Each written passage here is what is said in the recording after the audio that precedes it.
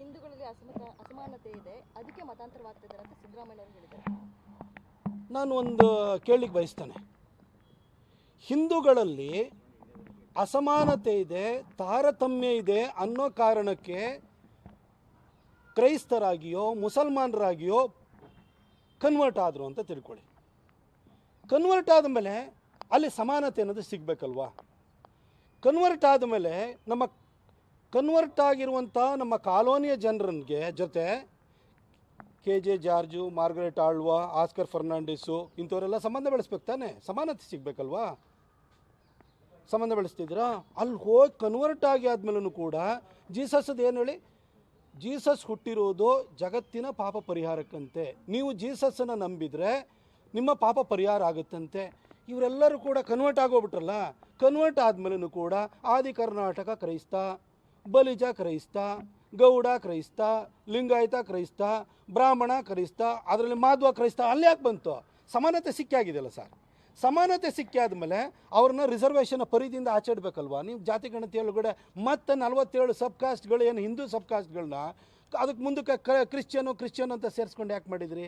ಸಮಾನತೆ ಅಲ್ಲಿ ಸಿಗಬೇಕಿತ್ತಲ್ಲ sir. ಸಿದ್ದರಾಮಯ್ಯನವರಿಗೆ problem ಏನಾಗಿದೆ ಅಂತಂದರೆ, ಸಿದ್ದರಾಮಯ್ಯನವರು ಮೂಲತಃ ಒಬ್ಬ ಕುರುಬ ಜನಾಂಗಕ್ಕೆ ಸೇರಿದಂಥವ್ರು. ಹಾಗೆ ಜೀಸಸ್ ಕ್ರೈಸ್ಟ್ ಕೂಡ ಕುರುಬನೇ, ಗುಡ್ ಶೆಫರ್ಡ್.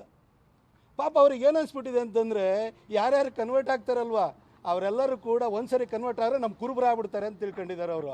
ಅವರೆಲ್ಲ ನನಗೆ ಓಟ್ ಹಾಕ್ತಾರೆ, ಅದಕ್ಕೋಸ್ಕರ ಅವ್ರಿಗೆಲ್ಲ ಅವಕಾಶ ಕೊಡೋಣ, ಅದಕ್ಕೆ ಮತಾಂತರ ನಿಷೇಧ ಕಾಯ್ದೆನೆಲ್ಲ ವಾಪಸ್ ತಗೊಳ್ಳೋಣ ಅಂತ ಹೊರಟಿದ್ದಾರೆ ಸಿದ್ದರಾಮಯ್ಯನವರೇ. ನೀವು ನಿಮ್ಮ ಇಸ್ಲಾಮಲ್ಲಿ ಕ್ರಿಶ್ಚಿಯಾನಿಟಿ ಎರಡಲ್ಲೂ ಕುರುಬರ ಹಿನ್ನೆಲೆನೇ ಇರೋವಂಥದ್ದು ತೆಗೆದು ನೋಡಿ. ಅವರೆಲ್ಲರೂ ಕನ್ವರ್ಟ್ ಆಗಿ ಅವ್ರ ಸಂಖ್ಯೆ ಜಾಸ್ತಿ ಆದಮೇಲೆ ಫಸ್ಟು ನಿಮ್ಮ ಮನೆಗೆ ಕಲ್ಬಿಸಾಡ್ತಾರೆ, ಫಸ್ಟು ನಿಮ್ಮನ್ನ ಮೇಲೆ ದಾಳಿ ಮಾಡ್ತಾರೆ. ಇವತ್ತು ಗತ್ತಿಲ್ಲ, ನಿಮ್ಮನ್ನು ಬಳಸ್ಕೊಳ್ತಾ ಇದ್ದಾರೆ. ನೀವು ಅದನ್ನು ಅರ್ಥ ಮಾಡಿಕೊಳ್ಳೋದಲ್ಲೇ ಇವಾಗ ಈ ಥರ ಅದೆಲ್ಲ ಪಾಠ ಹೇಳಲಿಕ್ಕೆ ಹೋಗ್ಬಿಡಿ. ಕನ್ವರ್ಟ್ ಆದಮೇಲೆ ಸಮಾನತೆ ಸಿಕ್ಕಿ ನಿಮ್ಮ ಜಾರ್ಜು ಮಗನಿಗೆ ಅವ್ರ ಕುಟುಂಬದಲ್ಲಿ ಯಾರಿಗಾರು ಸಂಬಂಧ ಬೆಳೆಸೋಕೆ ಹೇಳಿ. ಅಲ್ಲಿ ಸಮಾನತೆ ಸಿಕ್ಕಿ ಆದಮೇಲೆ ಅವ್ರದ್ದು ಪಾಪ ಪರಿಹಾರ ಆದಮೇಲೆ ಮತ್ತ್ಯಾಕೆ ಅವ್ರನ್ನ ನೀವು ಅವ್ರಿಗೆ ಇಲ್ಲಿ ರಿಸರ್ವೇಷನ್ ಕೊಡಲಿಕ್ಕೆ ಅವ್ರನ್ನ ಜಾತಿ ಗಣತಿನಲ್ಲಿ ಹಿಂದೂ ಉಪಜಾತಿಗಳ ಹೆಸರನ್ನೇ ಇಟ್ಕೊಂಡ್ಬಿಟ್ಟು ನೀವು ಯಾಕೆ ಜಾತಿ ಗಣತಿ ಮಾಡೋಕೆ ಹೊರಟಿದ್ದೀರಿ ಸರ್? ಈ ಥರ ಎಲ್ಲ ರಾಜ್ಯದ ಮುಖ್ಯಮಂತ್ರಿ ಇದ್ದೀರಿ, ಸುಮ್ಮನೆ ಈ ಥರ ಎಲ್ಲ ಮಾತಾಡೋಕೆ ಹೋಗ್ಬೇಡಿ ಸರ್. ವಿಚಾರರಹಿತವಾಗಿ ಇರಬಾರ್ದು ನಿಮ್ಮ ಹೇಳಿಕೆಗಳು. ನೀವು ಇನ್ನೂ 10 ವರ್ಷ ಆದ್ಮೇಲೆ ಕೂಡ ನೀವು ಕೊಟ್ಟಿರೋಂಥ ಹೇಳಿಕೆಗಳ ಬಗ್ಗೆ ಜನ ಪರಾಮರ್ಶೆ ಮಾಡ್ತಿರ್ತಾರೆ. ನೀವು ಸೋನಿಯಾ ಗಾಂಧಿಯವರನ್ನೇ 2006ಕ್ಕಿಂತ ಮೊದಲು ಅವಳು ಇವಳು ಮುಂಡೆ ಗಂಡಸತ್ತೋಳು ಅಂತ ಹೇಳ್ತಿದ್ರಿ. ಜನ ಇವತ್ತು ನೆನಪು ಮಾಡ್ಕೊಳ್ತೀರಿ, ಇವತ್ತು ಬಂದು ಅವಳು ನದಿ ದೇವತೆ ಅಂತ ಮೇಡಮ್ ಬಗ್ಗೆ ಹೇಳ್ತಾ ಇರ್ತೀರಿ.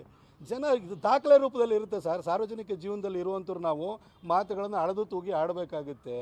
ಪ್ರತಾಪ್ ಸಿಂಹನು ವೈಯಕ್ತಿಕವಾಗಿ ಈ ಥರ ಬೈಕಳಿ ಸರ್, ನನಗೇನು ಬೇಜಾರಿಲ್ಲ.